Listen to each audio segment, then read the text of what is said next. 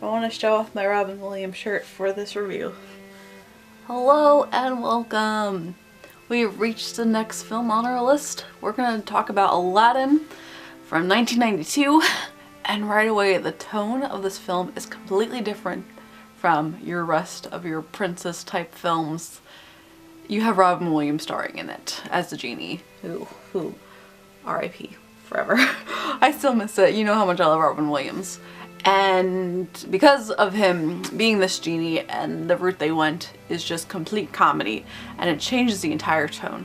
So even though this is our standard princess film, it's really more action, comedy, adventure feel to it.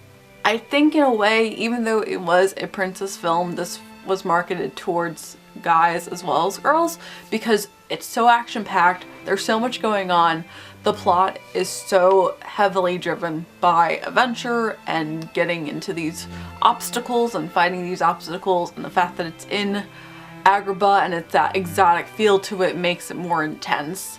And I think they probably were trying to even out the playing field in this sense and make it more for everyone to enjoy. And it is a very enjoyable film. It is. It really did hold up true. Just like every other film, the music's fantastic. Alan Menken does amazing work as always, and I really enjoyed how the plot, I forgot how deep the plot goes and how serious situations they get into. The casting is very well done. Everyone fits their roles very nicely for the most part, especially with Gilbert Gottfried as Iago. That was a role that he probably was born to play. Oh, there's a big surprise! That's an incredible... I think I'm gonna have a heart attack and die from that surprise! And Robin Williams obviously is spectacular as Genie because he's wonderful in everything that he does, that he did. But also think about that this is Aladdin. I love being here with you. Ditto. Whoa, my love, my darling, I've hungered for your garlic salt.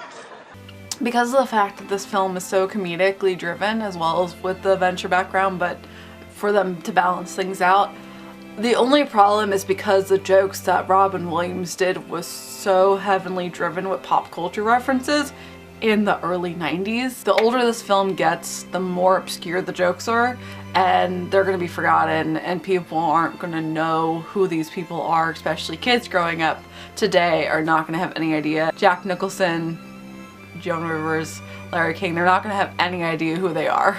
Excuse me? Are you looking at me? Did you rub my lamp? Did you wake me up? Did you bring me here? And all of a sudden you're walking out on me? I don't think so.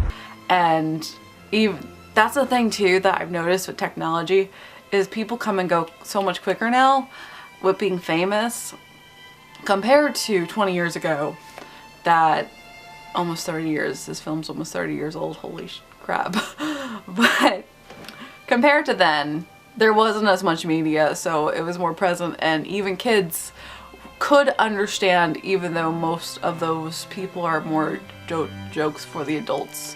But it was still something that was more known back then. So that's one of the only issues I have with the film now, is the fact that the jokes are not going to be able to land like they did when it first came out fresh. There's a really good flow to this film. Everything is smooth. You really get involved. There's nothing you really question when it comes to plot holes because of the fact that you have your magic element, you have your adventure elements, and you have your life skills that Aladdin holds from being on the streets. He's a very smart person, he has really good skills, and as a character, he's a very great character himself. He's able to be a little bit edgy and knows what to do to get what he wants, but he does it in the good sense. Same goes with Princess Jasmine. Again, similar to Ariel, she is very feisty, and she was closed and sheltered all her life and just has her tiger to depend on. But she knows what she wants and she fights for what she wants, and it's a very excellent role model for kids. And I also wish we could go back to the original outfit because I think the original outfit is adorable. I love all the outfits that she wears in this film, and I don't understand why they had to make this costume change in the parks. But that's another issue for another day, as always. There's always 50 issues with Disney going on with the parks, what they're doing right now. I really like the costume design they did too. Overall, I really admired a lot of the outfits. I do want to cosplay this in the future. I think it'd be really fun to do, and I think they did a really great job with it. Jafar makes a decent villain, he does.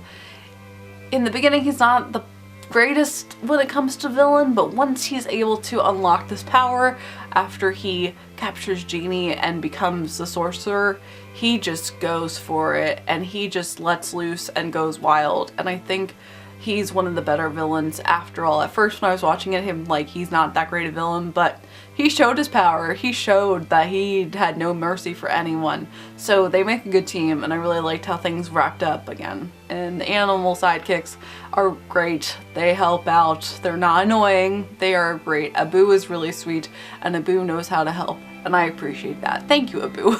They knew what they were doing. Everything flows perfectly. It's a really wonderful film.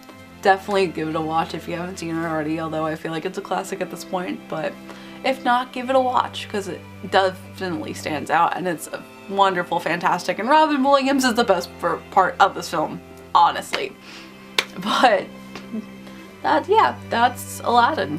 Continue on with Pocahontas next. So we're gonna go even more downwards in history in the past. So stay tuned. And as always, I hope you have a magical day, and I will see you real soon.